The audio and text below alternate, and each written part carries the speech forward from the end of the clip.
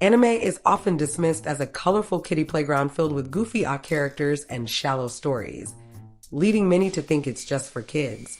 Let's get real. It is.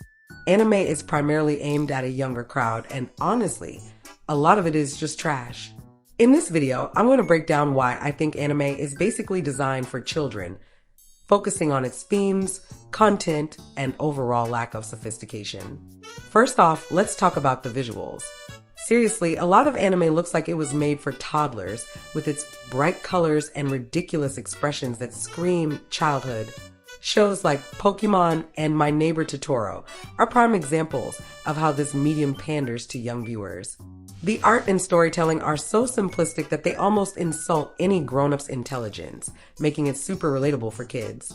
It's no wonder that anime is loved by neckbeards who can't let go of their childhood. Now let's dive into the themes. Most popular anime are obsessed with friendship, adventure, and personal growth, topics that kids can actually relate to. Sure, some of these themes might resonate with older viewers, but let's not kid ourselves. The moral lessons are painfully obvious and designed for a youthful audience. Take shows like Dragon Ball Z and Naruto. They're glorified playground fights teaching kids about teamwork and overcoming obstacles in the most basic way possible. It's like they think adults can't handle anything deeper. And let's not forget the marketing. It's blatant how many anime series are targeted at kids, with a mountain of merchandise like toys and video games that cater to the under 12 crowd. Look at franchises like My Hero Academia and Digimon. They're practically begging for young fans. This marketing strategy screams that anime is for children. Honestly, it feels like a desperate attempt to keep neckbeards hooked on their nostalgia. Now, sure, some folks will argue that there are anime series meant for older viewers with complex plots and mature themes. But honestly, even shows like Attack on Titan and Death Note feel like they're trying way too hard. They're like the adult version of candy. Sweet, but ultimately empty. The fact that adult-oriented anime attract fans who grew up with the medium just proves my point. The core appeal of anime is still rooted in its connection to childhood, not adulthood. It's like a safety blanket for those who can't move on. One of the most concerning issues in anime is the portrayal of young characters, often referred to as loli. These characters are typically designed to look like children, yet they are frequently placed in sexualized contexts. This raises serious ethical questions about what messages are being sent to viewers, particularly younger audiences. The sexualization of minors in anime is not just a niche problem. It's a recurring theme that pops up in many popular series. This type of content can normalize the objectification of young girls, creating a culture where it's acceptable to view minors in a sexual light. This is not just a harmless fantasy. It contributes to the larger societal issues surrounding the sexualization of children. Neckbeard predators often use anime as a tool for desensitization. They may introduce sexual content or inappropriate themes, making it seem normal within the context of their discussions about anime, which confuses young users about boundaries.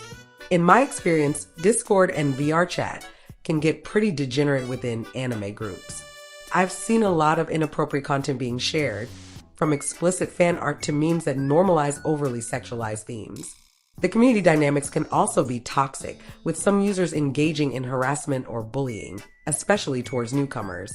I've noticed that extreme role-playing can blur the lines between fantasy and reality, leading to unsettling interactions.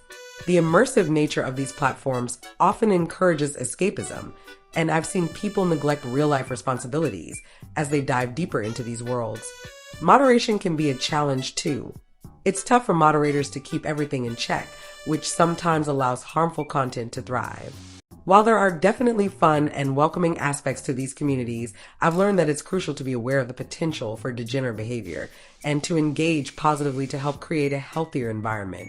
Promoting tolerance towards diverse interests in anime groups can feel like an uphill battle. I often see people quick to judge or dismiss others' favorite shows or waifus, creating a toxic atmosphere that makes it hard to enjoy the community. When I try to engage in open discussions about different anime, I'm often met with hostility or mockery, which is frustrating.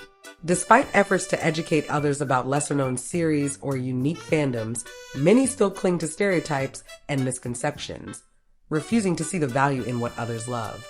I've seen attempts to create safe spaces for discussion backfire, as some individuals continue to express negative attitudes.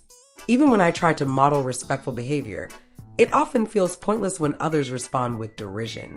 The guidelines intended to foster respectful interactions are frequently ignored, and moderators struggle to enforce them effectively.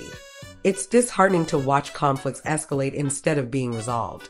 When I share personal stories about why certain anime does not resonate with me at all, it often falls on deaf ears. As I immerse myself in platforms like VRChat, I've started to notice some concerning trends, particularly regarding how some users engage with certain types of content. For many, VRChat serves as a form of escapism, a way to step away from the stress of daily life. However, when this escape turns into an obsession with adult-oriented material, it can lead to several negative consequences that affect not just the individuals, but the entire community. I've seen how VRChat can provide a much-needed break from reality, allowing users to dive into a vibrant virtual world. However, I worry that for some, this escapism leads to increased isolation. It seems that some people prefer the interactions they have in the virtual space over real-life connections. Collaborative projects like fan art contests or group watch parties sometimes seem futile as people remain entrenched in their biases. While I believe in recognizing those who promote tolerance, it often feels like a minority voice in a sea of negativity. Overall, it's tough to maintain hope for a more understanding culture within anime groups when so many are unwilling to engage positively with differing interests. Crappy spaces not like dumb Discord can be enjoyable and enriching, especially for anime lovers. However, it's essential to stay vigilant about potential dangers. By understanding how predators exploit these passions and taking proactive measures, we can create safer online environments. In conclusion, while there are a few exceptions, I firmly believe anime is very neckbeardy. Its childish aesthetics, simplistic themes, and targeted marketing all reinforce this idea. So the next time you sit down to watch some anime series, ask yourself, who is this really meant for? Is it just nostalgia for adults? Or is it a medium that truly caters to kids and neckbeards who can't let go? What do you think? Is anime just for kids? Or have I hit the nail on the head? Let me know in the comments. Thanks for watching. Don't forget to like, subscribe, and hit the bell for more content. Until next time, keep celebrating what you love.